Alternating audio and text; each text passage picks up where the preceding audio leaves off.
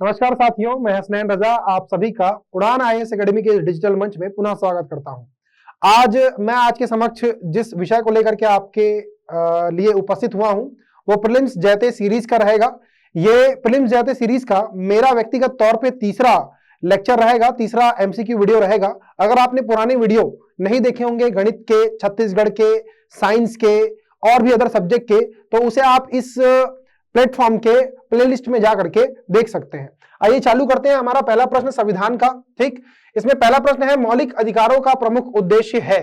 तो ये एकदम बेसिक क्वेश्चन में उठाया हूं। मौलिक अधिकार सभी को याद होते हैं। अनुच्छेद अगर हम बात करें तो 12 से 35 तक की इसका प्रावधान है, जिसमें मुख्य रूप से जहां मौलिक अधिकार की बात की गई है वह अनुच्छेद 14 से लेकर के अनुच्छेद 32 है, जिसमें वर्तमान दृष्टिकोण से 6 मौलिक अधिकार आपके लिए उपस्थित है। बहुत ज्यादा डिटेल में जाने का कोई मतलब नहीं है। मौलिक अधिकार से उतने ज्यादा प्रश्न नहीं पूछे जाते हैं, और जो प्रश्न पूछे भी जाते हैं वो सीधे सीधे या तो आर्टिकल से पूछे जाते हैं या तो फिर उनके सब आर्टिकल से पूछे जाते हैं। सब आर्टिकल का मतलब जैसे कि 19 1 A B C D ऐसे, ठीक। तो चालू करते हैं। मौलिक अधिकारों का प्रमुख उद्देश्य है समाज के समाजवादी ढांचे को बढ़ावा देना, व्यक्तिगत स्वतंत्रता को सुनिश्चित करना, न्यायपालिका की स्वतंत्रता को सुनिश्चित करना, उपर्युक्त सभी को सुनिश्चित करना। ऐसा तो ये एकदम बेसिक क्वेश्चन है, पूछा हुआ प्रश्न है, और इसका जो उत्तर लिया गया है वो है व्यक्तिगत स्वतंत्रता, ठीक। याद रखेंगे आप लोग, इसका उत्तर जो लिया गया है वो है व्यक्तिगत स्वतंत्रता। ये ऐसा व्यक्तिगत स्वतंत्रता को सुनिश्चित करना। अब देखें, अगर अपन सीधे तौर पे बात करें, सीधे तौर पे कि ये मौलिक अधिकार में कहां पर लिखा हुआ है, तो व्यक्तिगत स्वतंत्रता सुनिश्चित करने की बात जो लिखी गई है वो आर्टिकल 19 में लिखी हुई है भाई। आर्टिकल 19 जहां पर वाक और अभिव्यक्ति की स्वतंत्रता है, व्यक्तिगत स्वतंत्रता की वह बात करता है, ठीक। तो ये अपने पहले प्रश्न का उत्तर होगा, ऑप्शन नंबर बी, व्यक्तिगत स्वतंत्रता को सुनिश्चित करना। नेक्स्ट, धार्मिक स्वतंत्रता के अधिकार में संविधान के अंतर्गत सम्मिलित है धर्म के प्रचार का अधिकार। अब देखो भाई, थोड़ा बहुत अपन देख लेते हैं, ऐसा भी नहीं कि एकदम, है ना, एकदम सारी बातें जो है वो उससे अपन बचेंगे, और जो अपनी काम की बातें हैं उसको अपन डिस्कस करते हैं, ठीक। तो देखिए, समझे कि धार्मिक स्वतंत्रता की बात किया भाई, तो धार्मिक स्वतंत्रता का जो अधिकार है, आपको पता है कि भारतीय संविधान में धार्मिक स्वतंत्रता जो है ये आपके चौथे नंबर का मौलिक अधिकार है, धार्मिक स्वतंत्रता। धार्मिक स्वतंत्रता की जो व्याख्या की गई है वो अनुच्छेद 25 से लेकर के अनुच्छेद 28 तक की गई है। आपको पता है 25 से 28 तक के, जिसमें आर्टिकल 25 स्वयं धार्मिक स्वतंत्रता है, आर्टिकल 26 धर्म के लिए प्रबंध की स्वतंत्रता, आर्टिकल 27 उसी प्रबंध में किसी भी प्रकार का टैक्स नहीं लिया जाएगा, इसकी बात करता है, और आर्टिकल 28 धार्मिक शिक्षा प्राप्त करने का अधिकार देता है। ऐसा धार्मिक स्वतंत्रता, धर्म के लिए प्रबंध, प्रबंध में कर से छूट, और 28 में धार्मिक शिक्षा प्राप्त करने का अधिकार। तो यहां पर देखिए, अपन धार्मिक स्वतंत्रता की बात की गई है, यानी कि आर्टिकल नंबर 25 के बारे में डिटेल ये जानना चाह रहा है। पढ़ लेते हैं एक बार, उसके बाद डिटेलिंग में देखेंगे अपन कि धार्मिक स्वतंत्रता के अधिकार में संविधान के अंतर्गत सम्मिलित है धर्म के प्रचार का अधिकार।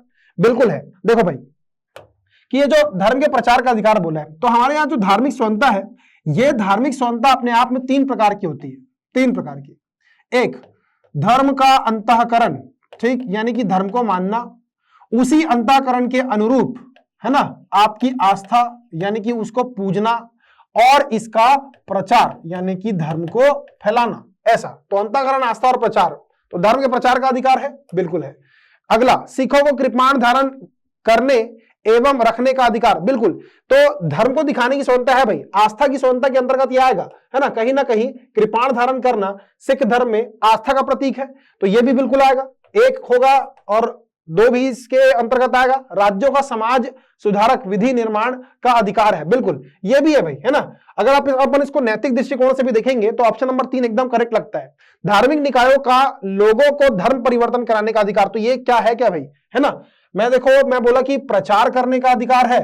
प्रचार कराना, अपने धर्म का प्रचार करना एक बात होती है, और उस प्रचार के माध्यम से किसी व्यक्ति का आपके धर्म के प्रति इन्फ्लुएंस होना, मतलब अट्रैक्ट होना, यह अलग बात होती है, और वो अपनी ही मर्जी से अगर आपके धर्म में शामिल हो रहा है तो कोई दिक्कत की बात नहीं है। लेकिन आपके धर्म में कोई ऐसा निकाय बन गया जो लोगों को आपके धर्म में क्या करे, लेकर के आए, यानी कि धार्मिक परिवर्तन करे, तो इसका अधिकार जो है संविधान जो है वो प्रदान नहीं करता है। तो ये बिल्कुल नहीं होगा। ऑप्शन में देख लेते हैं क्या होगा उत्तर। 1 2 3 2 3 4 3 4 और डी। ऑब्वियस है इसका आंसर क्या होगा, जिसमें 4 नहीं है, यानी कि ऑप्शन नंबर ए इसका उत्तर होगा। नेक्स्ट, अगला प्रश्न होगा हमारा जेब वीटो, जिसको अपन जेबी वीटो बोलते हैं भाई, जेबी वीटो पॉकेट वीटो का प्रयोग राष्ट्रपति कब कर सकते हैं? चले देखें, देखो भाई, आपको पता है भारत के राष्ट्रपति के पास कितना वीटो है? भारत के राष्ट्रपति के पास 3 वीटो है। ठीक, ऐसा देखो, वीटो के बारे में जान लेते हैं। अगले प्रश्न सारे जो होंगे वो वीटो के संबंध में होंगे। तो वीटो जो है, ये वीटो का उल्लेख कहां पे है? तो संविधान के अनुच्छेद 111 में है। ठीक, वीटो का मतलब क्या होता है? जब राष्ट्रपति किसी विधेयक को अनुमति नहीं देना चाहता है तो नहीं देने के जो 3 तरीके हैं, वही 3 तरीके जो है उसको अपन वीटो बोलते हैं। एक वीटो अत्यांतिक वीटो, जिसको अपन अंग्रेजी में बोलते हैं एब्सोल्यूट वीटो, अत्यांतिक पहला। दूसरा वीटो है जेबी वीटो। ठीक, जेबी वीटो। और तीसरा वीटो जिसको अपन निलंबनकारी या सस्पेंसिव वीटो कहते हैं। ऐसा, तो इन तीनों का उल्लेख कहां पर है? तो 111 में है। अब यहां पर जेबी वीटो की बात जरूर की गई है, लेकिन मैं थोड़ा थोड़ा बता देता हूं आप लोग को कि वीटो कौन कौन सा है। तो अत्यांतिक वीटो, जब किसी विधेयक को राष्ट्रपति सीधे नकार दे, सीधे मना कर दे, ठीक, तो अत्यांतिक वीटो। जेबी वीटो, जब किसी विधेयक को, है ना तो अनुमति दे और ना ही नकारे, यानी कि अपनी अनुमति को सुरक्षित रखे, तो इसको अपन बोलते हैं जेबी वीटो। कब तक सुरक्षित रखे? तो अनंत काल के लिए सुरक्षित रख सकता है वो। अब निलंबनकारी वीटो, तो निलंबनकारी वीटो जो है, मूल संविधान में यह कहा गया था कि निलंबनकारी वीटो में कि राष्ट्रपति विधेयक को जो अनुमति के लिए आया है पुनर्विचार के लिए भेज सकता है। ठीक, लेकिन 44वां संविधान संशोधन किया गया और इसको सीमित किया गया। निलंबनकारी वीटो को, राष्ट्रपति की शक्ति को सीमित किया गया और बोल दिया कि केवल एक बार पुनर्विचार के लिए भेज सकता है और दोबारा वो विधेयक वापस आने पर अनुमति देने के लिए बाध्य होगा। तो निलंबनकारी वीटो की बात ये हुई। अब देख लेते हैं जेबी पॉकेट वीटो के बारे में क्या है। तो जेबी पॉकेट वीटो का प्रयोग राष्ट्रपति कब कर सकते हैं? केवल धन विधेयक के मामले में। क्या ऐसा हो सकता है? याद रखें भाई, धन विधेयक अपने आप में ऐसा विधेयक है जिसको अनुमति देने के लिए बाध्य होता है राष्ट्रपति। किसी भी वीटो का उपयोग इसके विरुद्ध नहीं कर सकता। केवल साधारण विधेयक के मामले में देखते हैं, जब विधेयक की कोई समय सीमा निर्धारित ना हो, और डी, जब संसद भंग हो चुकी हो। तो बताओ भाई, जेबी वीटो का उपयोग कब करेगा वो? याद रखें भाई कि यहां पर जो क्वेश्चन है ना, वो कब कर सकता है, परिस्थिति की बात कर रहा है। लेकिन यहां पर मैं आप लोग को जब सी ऑप्शन पढ़ेंगे तो आप कंफ्यूज होंगे कि जब विधेयक की कोई समय सीमा निर्धारित ना हो। तो याद रखिए भाई कि अगर जेबी वीटो की प्रकृति वो बोलता कि कैसी है, कि अनंत काल के लिए वो अपने जेब में रख सकता है उसको, किसको? विधेयक को, तो आंसर सी होता। लेकिन ये पूछ रहा है कि कब इसका उपयोग कर सकता है, तो आंसर क्या होगा? साधारण विधेयक के संबंध में, है ना, जेबी वीटो का उपयोग कर सकता है। और इसका तो कोई भी औचित्य नहीं है, बिल्कुल भी औचित्य नहीं है, और इसका भी कोई भी औचित्य, मतलब कोई भी तरीके से विचारणीय ही नहीं है ये इस वैकल्पिक प्रश्न में। ऐसा, तो इसका उत्तर क्या हो जाएगा? बी हो जाएगा। साधारण विधेयक के संबंध में जेबी वीटो का उपयोग किया जा सकता है। अगला प्रश्न, राष्ट्रपति को संविधान संशोधन विधेयक के संबंध में कौन सा वीटो अधिकार प्राप्त है? चलो देख भाई, बात को समझना कि संविधान संशोधन विधेयक, है ना, अपने आप में स्पेसिफिक 24वां संशोधन किया गया संविधान में, 24वां संशोधन 1971, और क्या बोल दिया गया कि राष्ट्रपति संविधान संशोधन विधेयक को अनुमति देने के लिए बाध्य होगा। यानी कि जब भी संविधान संशोधन विधेयक लोकसभा राज्यसभा से पारित होने के बाद किसके पास पहुंचेगा? राष्ट्रपति के पास पहुंचेगा। तो उसके पास कोई ऑप्शन नहीं है, उसको साइन करना ही पड़ेगा। अब ऑब्वियस है, अगर कोई ऑप्शन नहीं है तो किसी भी प्रकार के वीटो का उपयोग नहीं कर सकता। ऑप्शन में कहीं पर है पूर्ण वीटो, स्थगनात्मक वीटो, जेबी वीटो, और कोई वीटो का अधिकार नहीं है। ऑप्शन नंबर डी इसका आंसर हो जाएगा। ठीक, याद रखेंगे भाई, याद रखेंगे आप लोग की जो संविधान संशोधन है ना, संविधान संशोधन के बारे में बात किया गया है वो स्पेसिफिक, अगर मैं आपको, है ना, एक मोटा मोटा नॉलेज दे दूं, मोटा मोटा ज्ञान दे दूं इसके बारे में, संशोधन के बारे में, तो संविधान का संशोधन संविधान के अनुच्छेद नंबर 368 में है, जिसका उल्लेख स्पेसिफिक भाग 20 में किया गया है। ठीक, भाग 20 में संविधान संशोधन कौन कर सकता है? तो संविधान संशोधन कर सकती है आपकी संसद। और अगर मैं संसद बोल रहा हूं तो इसमें कौन कौन शामिल हो जाएगा? लोकसभा, राज्यसभा और राष्ट्रपति। ऐसा, तो ये तीनों मिलकर के संविधान संशोधन कर सकते हैं। याद रखें कि संविधान संशोधन के संबंध में राज्यसभा और लोकसभा को समान शक्ति प्राप्त है। अगर लोकसभा इसको पारित कर देती है और राज्यसभा पारित नहीं करती है तो इसको व्यपगत माना जाएगा, यानी कि इसको कैंसल माना जाएगा, इसको संविधान संशोधन नहीं माना जाएगा। ऐसा, तो इसका उत्तर होगा डी। अगले प्रश्न की ओर चलते हैं अपन। यदि राष्ट्रपति किसी विधेयक को पुनर्विचार के लिए संसद को वापस भेजते हैं और संसद पुनः इसे पारित कर देती है तो राष्ट्रपति क्या कर सकता है? अब ये बहुत ही जबरदस्त बात, अभी थोड़ी देर पहले मैं आप लोग को जब वीटो समझा रहा था तो वीटो समझाने के दौरान मैं आप लोग को निलंबनकारी वीटो के बारे में बताया था, सस्पेंसिव वीटो के बारे में। ठीक, अगर आप लोग को याद हो, नहीं याद हो तो फिर से सुनेंगे आप लोग कि निलंबनकारी वीटो में क्या होता है निलंबनकारी जब वो सस्पेंसिव वीटो का उपयोग करता है कि वो एक बार पुनर्विचार के लिए भेज सकता है। पुनर्विचार मतलब रिकंसिडरेशन, एक बार देख लेना करके, है ना, मतलब लोकसभा राज्यसभा को कि एक बार देख लो, कोई गलती वलती तो नहीं है, तो एक बार पुनर्विचार के लिए भेज सकता है। लेकिन अगर संसद उसको दोबारा भेज देती है, चाहे रिकंसिडर वो करी हो या ना करी हो, संशोधन करी हो उसमें या नहीं करी हो, अगर वो दोबारा भेज देती है तो दोबारा में फिर अनुमति देने के लिए बाध्य होगा।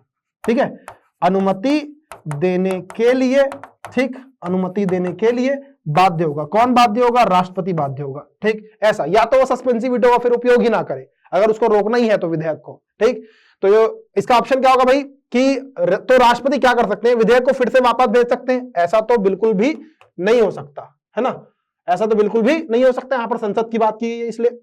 अब विधेयक को अस्वीकार कर सकते हैं?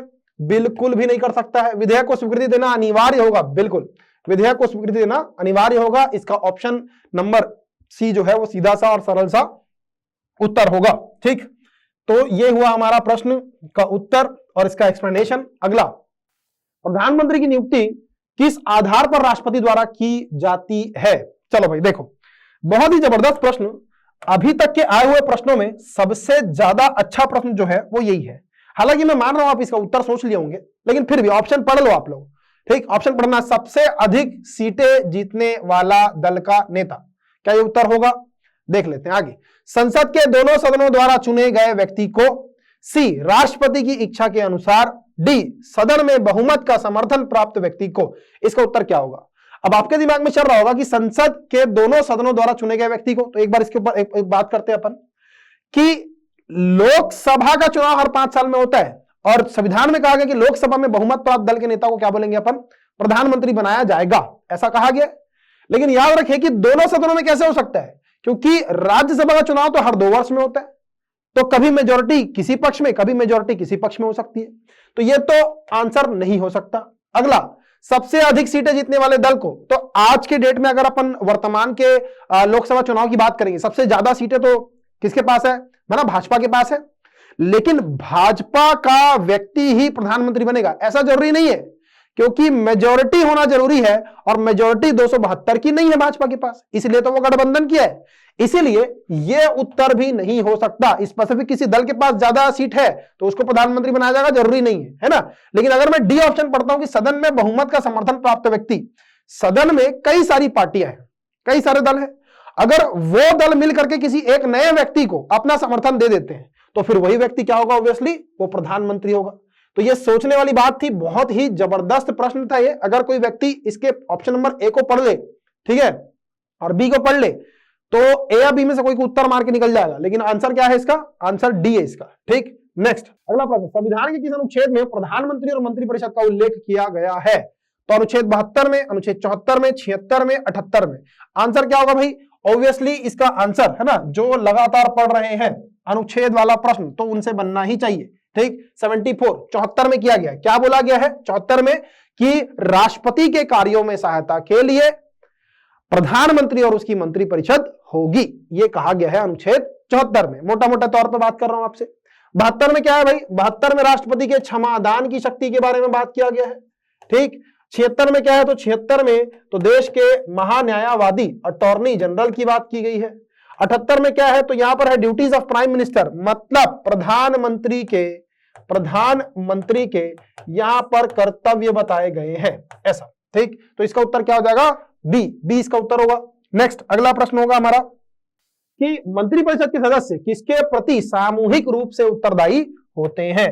तो ये भाई हमारे संविधान की, है ना, बोल सकते हैं प्रमुख विशेषताओं में से एक, जो देश को क्या बनाती है?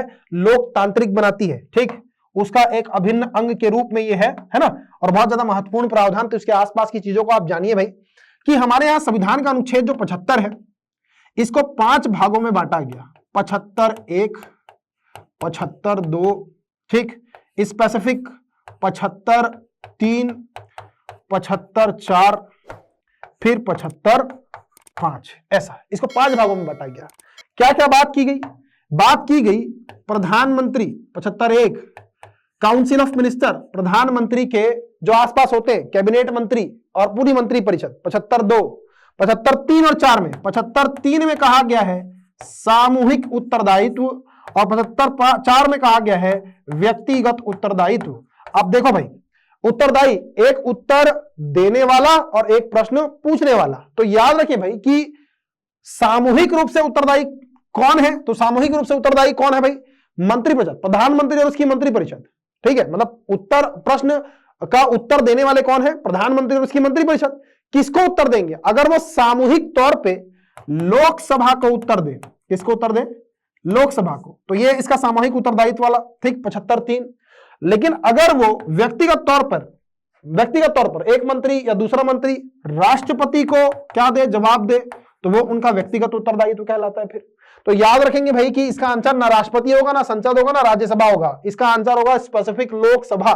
ठीक है, आप लोग में से कई लोग इसका उत्तर को संसद सोच रहे होंगे, लेकिन इसका आंसर क्या होगा, लोकसभा। लोकसभा के प्रति सामूहिक रूप से मंत्रिपरिषद जो है वो उत्तरदायी होगी, ऐसा। अगला प्रश्न, प्रधानमंत्री की अध्यक्षता में कैबिनेट बैठकें आयोजित करने का उद्देश्य क्या है ना। अब देखो भाई, ये जो प्रश्न है ना, ये थोड़ा सा सोचने विचारने वाला और केवल पढ़ लेने से बन जाने वाला प्रश्न नहीं है ना, क्योंकि ये ऐसे प्रश्न को बनाने के लिए ना संविधान की समझ लगती है, समझ। तो देखते हैं भाई आपकी कितनी समझ है। प्रधानमंत्री की अध्यक्षता में कैबिनेट बैठकें आयोजित करने का उद्देश्य क्या है, मंत्रियों को निर्देश देना, राष्ट्रपति की सलाह लेना, नीति निर्माण एवं समन्वय सुनिश्चित करना और लोकसभा को सूचना देना। तो जब आप सभी ऑप्शन को पढ़ लेंगे तो आपको ये चिल्ला के बता रहा है कि इसका उत्तर क्या है। इसका उत्तर है नीति निर्माण एवं समन्वय सुनिश्चित करना। अलग अलग विभागों के जो मंत्री हैं वो आपस में बैठते हैं समन्वय, कोऑर्डिनेशन स्थापित करने के लिए, है ना, क्योंकि सबसे बड़ा व्यक्ति कौन है, प्रधानमंत्री है, और प्रधानमंत्री की सलाह पर ही इन मंत्रियों की नियुक्ति हुई है। तो अगर एक विभाग को, एक मंत्रालय को दूसरे मंत्रालय से कोऑर्डिनेट करना हो तो किसके पास जाएगा वो, ऑब्वियसली प्रधानमंत्री के पास जाएगा वो, ऐसा अपने मुखिया के पास जाएगा। अगला प्रश्न, ठीक, कैबिनेट मिशन के संदर्भ में कैबिनेट मंत्रिपरिषद शब्द पहली बार कब उपयोग किया गया था। तो कैबिनेट जो है वो हमारे यहाँ जो कैबिनेट शब्द है वो सीधे सीधे जो है वो ब्रिटेन के संविधान से प्रेरित है ना, वेस्टमिनिस्टर जो आप सुने होंगे। लेकिन प्रश्न कुछ और है कि पहली बार मंत्रिपरिषद शब्द का उपयोग कब किया गया। तो आप लोग के दिमाग में तुरंत गया होगा कि संविधान का अनुच्छेद 352 जहां पर कहा गया कि राष्ट्रपति शासन लगाने के लिए, है ना, नेशनल इमरजेंसी लगाने के लिए कैबिनेट यानी कि मंत्रिमंडल की लिखित सलाह लगेगी, और मंत्रिमंडल शब्द का उपयोग पूरे संविधान में केवल एक बार वहीं पर किया गया है। लेकिन ऑप्शन पढ़ने के बाद आपका दिमाग खराब हो जाएगा कि 1919 का अधिनियम, 1935 का अधिनियम, भारतीय स्वतंत्रता अधिनियम या संविधान सभा की बैठकें। उत्तर क्या होगा, कैबिनेट। एक बार प्रश्न को फिर से पढ़ेंगे, कैबिनेट मिशन के संदर्भ में कैबिनेट मंत्रिपरिषद शब्द पहली बार कब उपयोग किया गया। यानी कि आप लोगों को पता है कैबिनेट मिशन का जो है ना आखिरी का, जो मैं आप लोगों को क्लास में पढ़ाता हूं, आखिरी का प्रावधान कि जब तक पहला चुनाव आम चुनाव नहीं हो जाता है तब तक सरकार को चलाने के लिए अंतरिम सरकार होगी, जिसमें 14 मंत्री थे, आप सबको पता है। याद रखें कि अंतरिम सरकार का जो गठन हुआ था वो गठन हुआ था 1900 भारतीय स्वतंत्रता अधिनियम के बाद, है ना। पहला आम चुनाव 1952 में हुआ था, तो 1952 के पहले जो एक्ट आ रहा है वो कौन सा था, भारतीय स्वतंत्रता अधिनियम। तो भारतीय स्वतंत्रता अधिनियम के आधार पर जब तक के भारत में आम चुनाव नहीं हो जाते हैं तब तक के लिए क्या होगी, कैबिनेट मंत्री होंगे बोले, ठीक। तो इसका आंसर होगा सी। अगला, मंत्रिपरिषद के किसी सदस्य को हटाने का अधिकार किसके पास है। चलो, तो इसका आंसर क्या होगा भाई, इसका आंसर देख लो भाई, मंत्रिपरिषद के किसी सदस्य को हटाने का अधिकार। तो एक सीधी सी और सिंपल सी ट्रिक बता रहा हूं, जो नियुक्त करेगा वो हटा सकता है। अगर किसी मंत्री को हटाना है तो हटाने का अधिकार है किसके पास, राष्ट्रपति के पास। हाँ मैं समझ रहा हूं, प्रधानमंत्री की सलाह पर नियुक्त किया गया था, लेकिन प्रधानमंत्री केवल क्या कर सकता है, विभागों का फेरबदल कर सकता है, ठीक ऐसा। तो मंत्री को अगर हटाना है, पूरी तरीके से हटाना है, हटा ही देना है उसको, तो हटाने का अधिकार किसके पास है, राष्ट्रपति के पास। अगला प्रश्न, यदि प्रधानमंत्री का पद रिक्त हो जाए तो मंत्रिपरिषद क्या करेगी। ठीक, बढ़िया प्रश्न है ये। यदि प्रधानमंत्री का पद रिक्त हो जाए तो मंत्रिपरिषद क्या करेगी, स्वतः भंग हो जाएगी। उप प्रधानमंत्री कार्यभार संभालेंगे, राष्ट्रपति नई नियुक्ति करेंगे, कार्यवाहक प्रधानमंत्री नियुक्त होंगे। तो याद रखिए भाई कि अगर प्रधानमंत्री की मृत्यु हो जाती है तो वहां पर कुछ बातें हैं कि राष्ट्रपति के पास पहला तो स्वविवेक आ जाएगा कि वो किसी भी दल के नेता को अब आमंत्रित कर सकता है कि वो क्या बना ले, सरकार बना ले, यानी कि प्रधानमंत्री स्वयं बन जाए। लेकिन उसको फिर 6 माह का समय दिया जाता है, सॉरी 1 माह का समय दिया जाता है कि वो सदन में अपनी मेजोरिटी प्रूफ करे। तो वो सब तो बात की बात है। याद रखें कि यहां पर पूछा है मंत्री परिषद क्या करेगी, तो मंत्री परिषद क्या करेगी भाई, कुछ नहीं कर पाएगी। उप प्रधानमंत्री का प्रावधान संविधान में है नहीं, राष्ट्रपति नई नियुक्ति करेगा, लेकिन बाद में पहला काम तो यह होगा कि मंत्री परिषद अपने आप भंग हो जाएगी, क्योंकि जो मंत्री परिषद होती है वो प्रधानमंत्री के द्वारा चुनी गई होती है। अब जो नया प्रधानमंत्री बनेगा वो अपने अनुरूप नए मंत्रियों को अपॉइंट करेगा और अपने ही अनुसार क्या करेगा, विभागों का बंटवारा करेगा उनके बीच में, तो स्वतः भंग हो जाएगी भाई मंत्री परिषद। ऐसा। अगला, प्रधानमंत्री और राष्ट्रपति के बीच मतभेद की स्थिति में कौन निर्णायक भूमिका निभाता है। तो देखो भाई, प्रधानमंत्री और राष्ट्रपति के बीच में जब मतभेद हो तो इसका उत्तर जो है, इसका जो उत्तर है एक जगह, मतलब ये 2 बार पूछा हुआ प्रश्न है, किसी स्टेट की पीएससी में पूछा गया, एक उत्तराखंड पीएससी में पूछा गया और एक किसी स्टेट की पीएससी में पूछा गया, तो मेरे को ध्यान में नहीं है। लेकिन जब आपका नेट में आप इसको खोजने के लिए जाएंगे, इसका उत्तर खोजने के लिए जाएंगे, तो नेट में इसका उत्तर दिखाता है कि प्रधानमंत्री की राय सर्वोपरि है, प्रधानमंत्री की राय सर्वोपरि है। लेकिन इसका उत्तर उत्तराखंड पीएससी में क्या लिया गया, उत्तराखंड पीएससी में लिया गया सर्वोच्च न्यायालय, ये लिया गया। अब मैं इसको आपके ऊपर छोड़ रहा हूं। देखो अदर स्टेट की पीएससी के पेपर्स मैं देख रहा हूं, है ना, क्या क्या कहां पर पूछा जा रहा है, क्या क्या उत्तर लिया जा रहा है, उसके आधार पर मैं गेस कर रहा हूं कि कैसे प्रश्न पूछ सकता है हमारे स्टेट की पीएससी में। अगर आ गया तो बहुत अच्छी बात है, और नहीं भी आया तो आपके एग्जाम के दृष्टिकोण से तो ये बहुत ज्यादा महत्वपूर्ण है। तो आप इसका उत्तर जो मेरे अनुसार आपको लेना चाहिए, मैं तो गूगल की मान के चलता और इसको ये आंसर लेता। ठीक, दूसरे स्टेट की पीएससी, दूसरे स्टेट की जिम्मेदारी, हमारे स्टेट में प्रधानमंत्री की राय सर्वोपरि होगी, ऐसा मैं लेके चल रहा हूं भाई। ठीक, अगला, कि मंत्रिपरिषद की सामूहिक उत्तरदायित्व की अवधारणा कहां से ली गई है। ठीक, चलो, तो मंत्रिपरिषद सामूहिक रूप से उत्तरदायी होगा। याद रखिए भाई कि मंत्रिपरिषद का प्रावधान ही कहां से लिया गया है, ब्रिटिश संविधान से, तो इसका आंसर हो जाएगा सीधा सीधा ब्रिटिश संविधान, इसका आंसर हो जाएगा। ठीक, अगला प्रश्न, प्रधानमंत्री की मृत्यु होने पर किस प्रावधान के तहत नया प्रधानमंत्री नियुक्त किया जाता है। चलो भाई, ये बहुत बढ़िया प्रश्न, मैं अभी आप लोग को, है ना, जब प्रधानमंत्री की मृत्यु हो जाएगी तो क्या होगा इसको एक्सप्लेन कर रहा था, जहां पर मैं आपको बताया था कि मंत्री परिषद स्वतः भंग हो जाती है। अब उसके बाद ये नया टाइप का प्रश्न है कि मृत्यु हो जाने पर प्रावधान क्या है, तो मृत्यु हो जाने पर वही प्रावधान कि राष्ट्रपति के पास स्वविवेक होगा और जो भी दल, है ना, जो बहुमत के करीब होगा उसको राष्ट्रपति क्या बना देगा, प्रधानमंत्री बना देगा, और उसको 1 माह का समय देगा कि वो सदन में अपनी मेजोरिटी प्रूफ कर ले। प्रूफ किया तो बढ़िया बात, एंजॉय करेगा आने वाला समय, लेकिन अगर नहीं प्रूफ कर पाया तो फिर एंजॉय नहीं करेगा, अपना उसको इस्तीफा देना पड़ेगा। यहां पर प्रश्न क्या है कि प्रधानमंत्री की नियुक्ति किया जाता है ना, नया प्रधानमंत्री की नियुक्ति किया जाता है, तो क्या ये अनुच्छेद 75 में लिखा है, 76 में लिखा है, 78 में लिखा है। तो याद रखे भाई कि संविधान में किसी भी प्रकार का कोई स्पष्ट प्रावधान नहीं बताया गया है इसके लिए। ठीक है, संविधान में कोई भी स्पष्ट प्रावधान नहीं है कि नया प्रधानमंत्री कौन होगा, है ना, किसको अपॉइंट करना चाहिए, क्योंकि जैसे कि मैं आपको बताया कि ये कैसी शक्ति हो जाएगी, फिर स्वविवेकी शक्ति। जैसे ही प्रधानमंत्री का इंतकाल हुआ, है ना, राष्ट्रपति के पास स्वविवेक चला जाएगा, और स्वविवेक का प्रावधान जो है वो पारिस्थितिक स्वविवेक का जो प्रावधान है वो संविधान में है ही नहीं। ठीक, ऐसा वो उसके ऊपर डिपेंड करता है। अगला, तो निम्नलिखित कथनों में कौन असत्य है। ठीक, चलो, तो ऐसे प्रश्नों को मैं आप लोग को हर बार बोला हूं कि जैसे ही सत्य असत्य नाम का शब्द दिखे तो आपको क्या करना है, अंडरलाइन करना है। अंडरलाइन, असत्य शब्द को असत्य कथन को चुनना है। तो लोकसभा को संसद का प्रथम सदन कहा जाता है। ठीक, क्या कहा जाता है, क्या बिल्कुल कहा जाता है ना। राज्यसभा को संसद का द्वितीय सदन कहा जाता है, बिल्कुल कहा जाता है। राज्यसभा एक अस्थायी सदन है, तो भाई यही पर पकड़ा गया ना कि राज्यसभा अस्थायी सदन नहीं है भाई, राज्यसभा तो कभी भी भंग नहीं होती, राज्यसभा एक स्थायी सदन है, स्थायी सदन।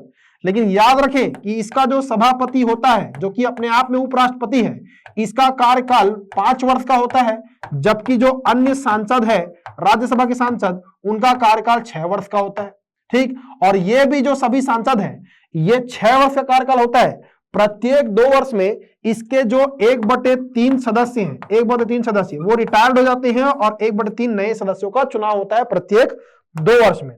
ठीक है, तो ये उनके कार्यकाल से संबंधित मैं बात आपको बताया।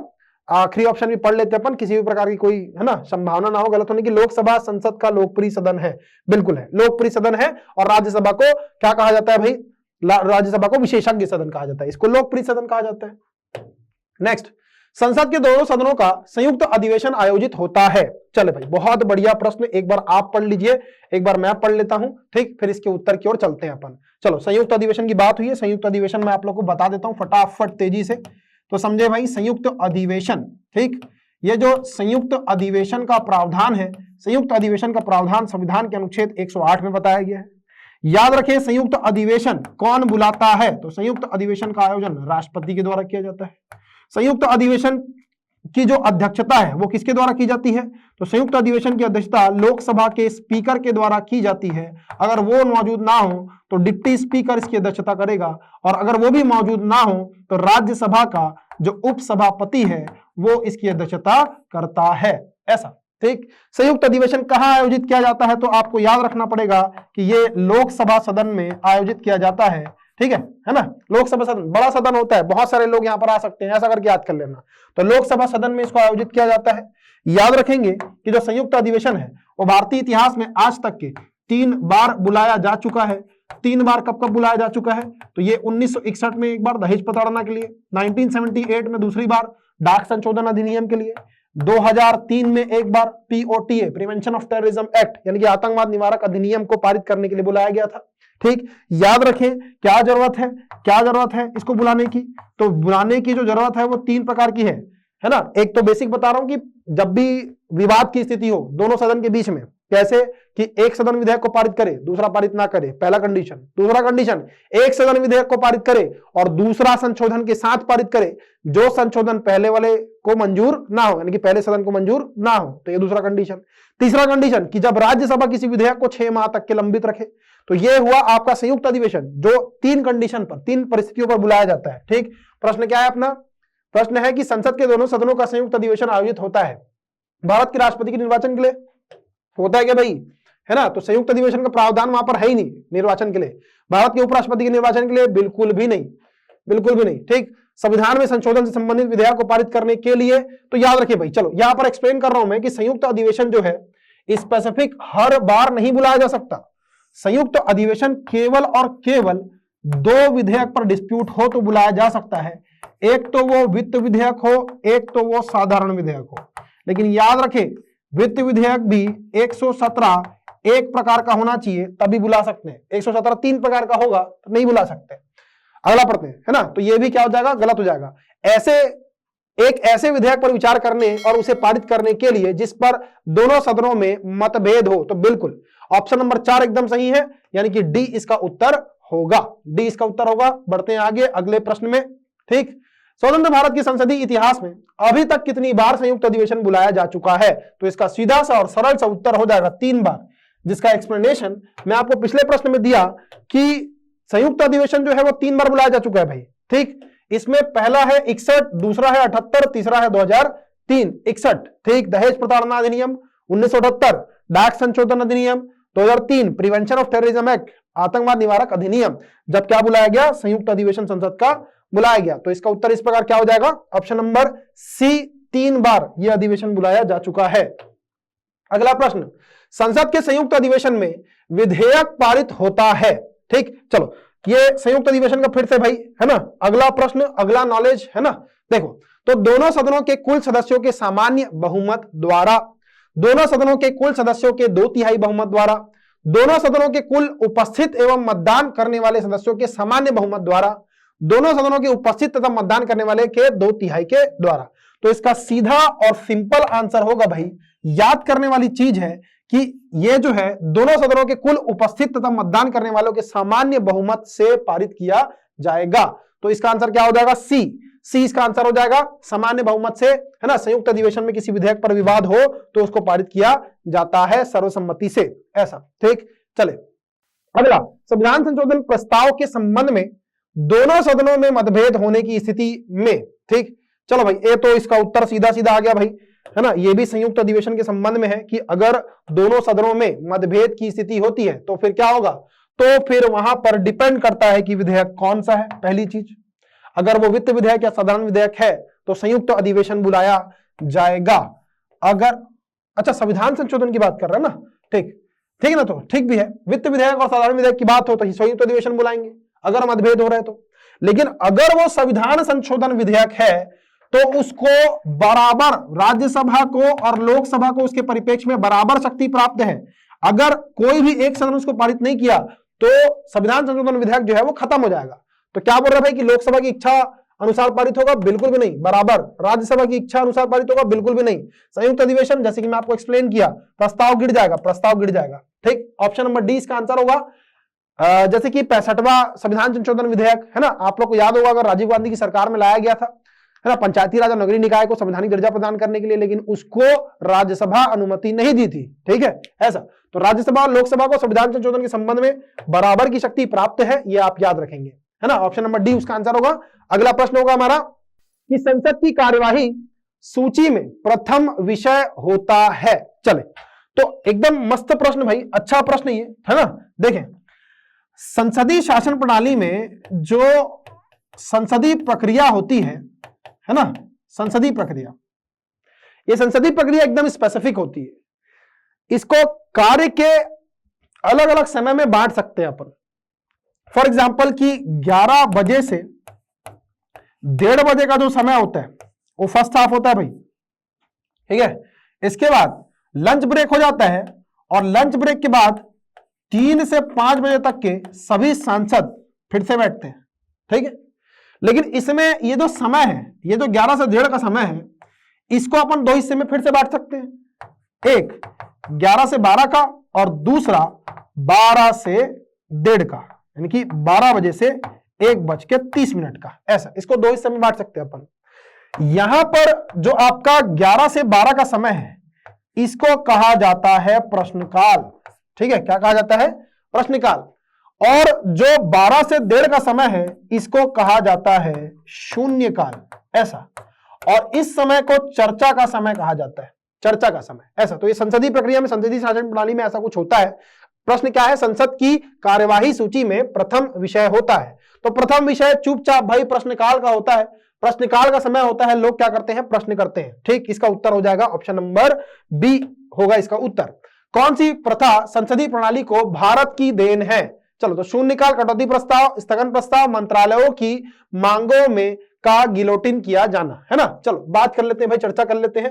ये शून्यकाल आप लोग जस्ट अभी सुने होंगे मेरे ही मुंह से, तो ये शून्यकाल की बात थी, द्वितीय घंटा इसका होता है। ठीक, याद रखेंगे भाई कि हमारे यहाँ जो शून्यकाल का प्रावधान है, ठीक है, वो हमारे भारत के शासन प्रणाली की देन है। याद रखें 1962-65 के समय में, है ना, भारत की मीडिया के द्वारा, इसके द्वारा भारत की जो मीडिया है उसके द्वारा इस शब्द का उपयोग किया गया था। तब से इसका उपयोग हो रहा है, चलन में है ना। तो संसदीय प्रणाली को भारत की देन क्या है? शून्यकाल इसकी देन है, जो द्वितीय घंटा होता है 12 से 1:30 का। ठीक, गिलोटिन की बात करें तो 2018 प्रीलिम्स का क्वेश्चन, गिलोटिन क्या होता है कि अनुदान की समस्त मांगों पर चर्चा कर पाना संभव नहीं होता है, क्योंकि बजट का समय निश्चित होता है। तो कुछ मदों पर बिना चर्चा किए पारित कर दिया जाता है कुछ मदों को। तो इसी को अचानक ही करना नहीं चाहिए, हर किसी पर चर्चा करना जरूरी है। लेकिन जब चर्चा कर दिया जाता है ऐसे प्रस्तावों को के ऊपर, मतलब बिना चर्चा किए पारित कर दिया जाता है, तो इसको गिलोटिन कहा गया भाई, गिलोटिन, ऐसा। ठीक, चले अगले प्रश्न में आते हैं अपन। संसद के किसी सदस्य की सदस्यता तब समाप्त समझी जाती है यदि वह बिना सदन को सूचना दिए अनुपस्थित रहता है। तो देखो भाई, जो निर्योग्यता वाला पॉइंट है, निर्योग्यता की, एक व्यक्ति, एक सांसद या विधायक कब निर्योग्य कहलाएगा, कब निर्योग्य कहलाएगा, कब उसको पद से हटाया जा सकता है। तो इसकी जो व्याख्या की गई है वो 101 में की गई है, 101 संविधान के अनुच्छेद 101 में, जहां पर इसके बारे में भी बताया गया कि अगर कोई भी सांसद या विधायक बिना सूचना दिए 60 कार्य दिवस तक के अनुपस्थित रहता है तो उसके ऊपर कार्यवाही के तौर पर उसको हटाया फिर जा सकता है। अगर वो उचित कारण नहीं देता है तो उसको हटा सकते हैं फिर इसके आधार पर। ठीक, अगला प्रश्न होगा हमारा। ठीक, भारतीय संसद के दोनों सदनों की संयुक्त बैठक किस संबंध में होती है? चलो भाई, ये इसका उत्तर तो आप फिर बता सकते हैं, मैं बहुत ज्यादा एक्सप्लेन कर दिया हूं संयुक्त अधिवेशन को। संविधान संशोधन विधेयक बिल्कुल भी नहीं हो सकता, वित्त विधेयक हो सकता है, आगे पढ़ते हैं। साधारण विधेयक और भारत के उपराष्ट्रपति के निर्वाचन में बिल्कुल भी नहीं। तो साधारण विधेयक इसका आंसर हो सकता है और वित्त विधेयक भी हो सकता है। तो बी और सी क्या दोनों होगा? अगर ऐसा प्रश्न आता है तो चुपचाप जो सटीक उत्तर हो सकता है, करीब का उत्तर हो सकता है, वो हो सकता है ऑप्शन नंबर सी। क्यों? क्योंकि मैं आपको बताया था कि जो वित्त विधेयक होता है वो अपने आप में साधारण भी होता है बहुमत के दृष्टिकोण से, और धन विधेयक जैसा भी होता है। क्योंकि इसमें धन विधेयक शामिल हो गया, इसीलिए कई बार जो वित्त विधेयक धन विधेयक जैसा होता है उसके परिप्रेक्ष्य में अपन संयुक्त अधिवेशन नहीं बुला सकते।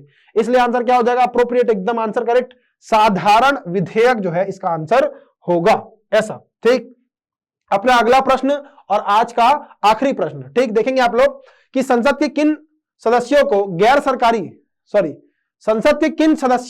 सरकारी सदस्य कहा जाता है। चलो देखते हैं भाई गैर सरकारी सदस्य क्या होता है। तो विरोधी दल के सांसद को, मंत्री के अलावा अन्य प्रत्येक सांसद को, कैबिनेट मंत्री के अलावा अन्य सभी सांसदों को, निर्दलीय सांसदों को। चलो तो इसका जो उत्तर होगा भाई गैर सरकारी, है ना, सांसद किसको बोलते हैं? तो मंत्री के अलावा जितने भी होते हैं वो सभी गैर सरकारी कहलाएंगे। हालांकि इसकी प्रेरणा जो है वो विधेयक के दृष्टिकोण से लिया गया है, जिसमें बताया गया कि दो प्रकार के विधेयक होते हैं, दो प्रकार के विधेयक, एक सरकारी विधेयक, गैर सरकारी विधेयक। वो प्रस्ताव को रखने के संबंध में है कि अगर किसी विधेयक को मंत्री के द्वारा सदन में रखा गया तो वो सरकारी विधेयक कहलाता है। अगर कोई दूसरा, मंत्री के अलावा कोई दूसरा व्यक्ति उसको सदन के समक्ष प्रस्तुत करता है तो वो गैर सरकारी विधेयक कहलाता है।